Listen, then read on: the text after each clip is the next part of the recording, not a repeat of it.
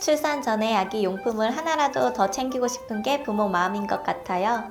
특히 첫 아이라면 기대 반, 설렘 반으로 더 그럴 수 있죠. 제 경우 출산 준비할 때 온라인에 떠도는 출산 준비물 리스트를 다 챙겼었는데 막상 아이를 낳고 보니까 사용하지 않아도 될 물건 혹은 필요해도 내 아이에게 맞지 않는 물건이 생기더라고요. 그래서 제 경험상 실속 있게 출산 준비물 챙기는 방법을 말씀드리려고 해요. 나가지 마시고 쭉 시청해주세요.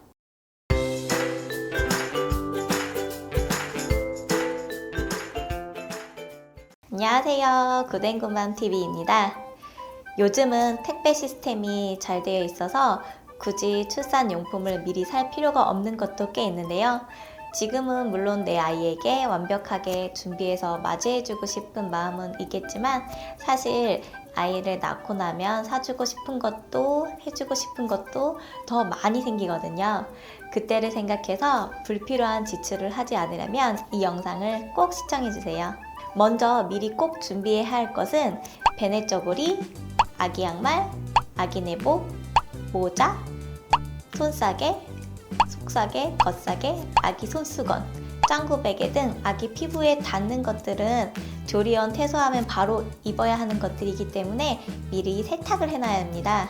생후 1개월까지는 꼭 속싸개를 해주는 게 좋은데 그 이후에도 4에서 6개월 전까지는 아기가 깨어있을 땐 속싸개를 풀어주고 잠잘 때는 해주시는 게 좋다고 해요. 속싸개를 하는 이유는 아기가 무의식적으로 몸을 움직여서 수면 중 깨거나 다칠 수 있기 때문에 모로 반사를 단단하게 잡아줄 수 있는 속싸개를 하면 엄마 자궁과 흡사하게 느껴져서 안전하게 숙면을 취하는 데 도움을 주기 때문이라고 하는데요. 저는 스와드럽, 스와들미, 스와들 스트랩 등 많은 상품을 다 써봤는데 개인적으로 우리 아이는 스와드럽이 잘 맞더라고요. 계절에 따라 소재별로 판매하고 있으니까 아기에게 맞는 걸로 잘 골라보시는 게 좋을 것 같아요. 아기 내복은 조리원 나와서 보통 70에서 80 사이즈를 준비하시는 게 좋고요. 배냇저고리나 상의 하의가 분리된 일반 내복보다는 똑딱이가 있는 수트 형식이 편해요. 상하 분리된 내복은 기저귀 갈기도 번거롭고 옷이 자꾸 이렇게 말아 올라가는 단점이 있었어요. 그래서 꼭 미리 준비하셔서 세탁해 두시면 되는데 아기 세탁기로 따로 쓰시는 분들도 있는데 저는 세탁기를 청소하고 같이 썼는데 문제는 없었어요.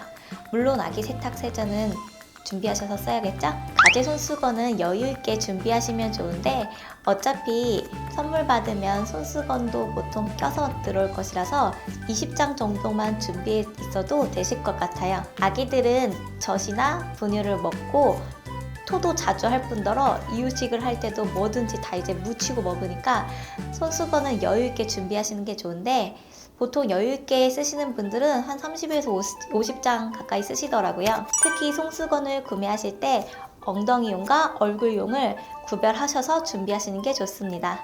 저는 특히 얼굴 같은 경우 국민템이라고 불리는 땡땡 베베를 썼는데 대나무 소재로 만든 거즈 손수건이라서 촉감이 엄청 부드럽고 민감한 아기 피부에 자극이 없어서 굉장히 좋았던 것 같아요. 만져보면 알아요.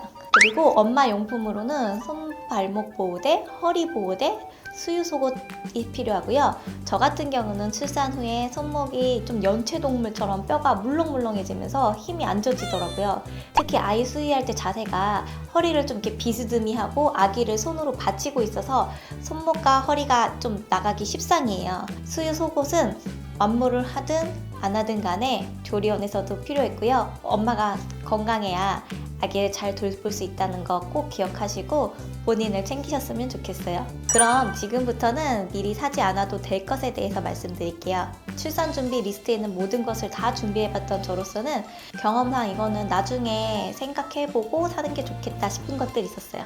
먼저 아까 말씀드린 것 외에 아기 옷은 미리 사놓을 필요가 없어요. 특히 해외 직구는 더더군요. 사이즈가 안 맞아서 못 입게 되는 경우들이 태반입니다.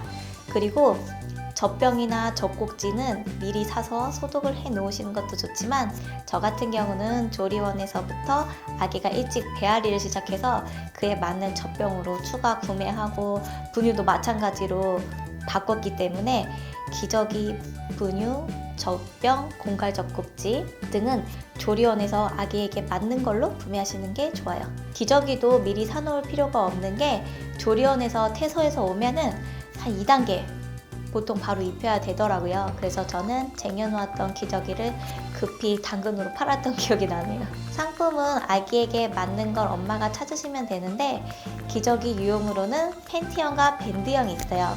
신생아 때는 아기가 누워서 보통 있기 때문에 팬티형보다는 이렇게 찍찍이 밴드를 사용해서 채워주시는 게 좋고요. 아기가 뒤집기를 시작하면은 그때부터 이제 팬티형으로 바꿔주시는 게 편하실 거예요. 공갈 젖꼭지는 일명 쪽쪽이라고도 불리죠.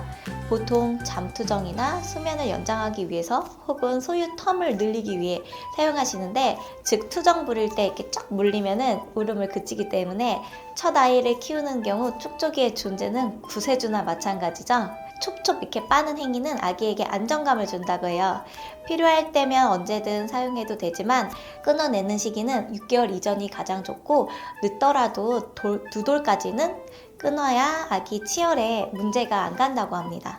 또한 모유 수유를 할 예정이라면 추천드리진 않아요. 그 이유는 쪽쪽이를 빨리 물리면 유두 혼동이 와서 엄마의 젖을 거부할 수도 있기 때문이에요.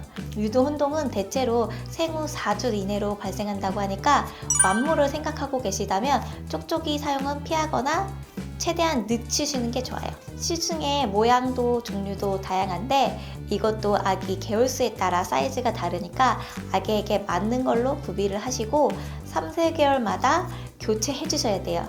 저는 5개 정도 구비를 했는데 매일 소독하여 위생에 신경 써야 하는 것 잊지 말아야 합니다. 또한 체온계나 실내 온습도계, 젖병 소독기, 젖병 세제, 스킨케어, 물티슈 등도 조리원에서 구매하셔도 돼요.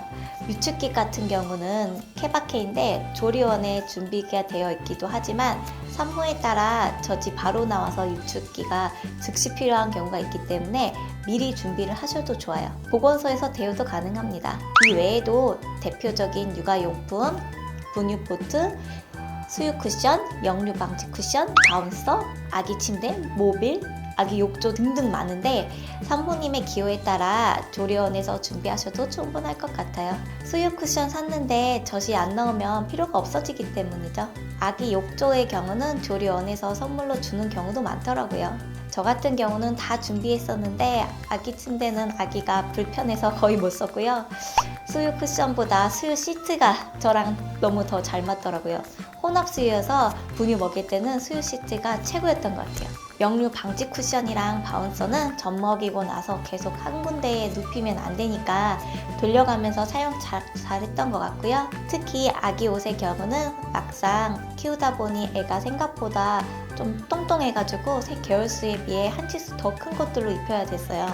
분유포트는 지나고 보니 딱 40도가 아니어도 따뜻한 온도만 맞추면 되는 거니까 굳이 구매할 필요는 없을 것 같아요.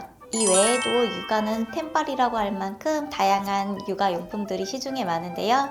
주변에 아기들 보면 못 보던 새에 금세 쑥쑥 자라있죠? 마찬가지로 내 아이도 금세 자란다는 것 잊지 마시고 미리 준비하시는 것보다는 아이 상황에 맞게 준비하시길 바랍니다. 이 내용이 도움되셨나요? 조금이라도 도움되셨다면 좋아요, 구독, 알림 설정 부탁드릴게요. 저는 다음 시간에 다른 주제로 찾아뵐게요. 감사합니다.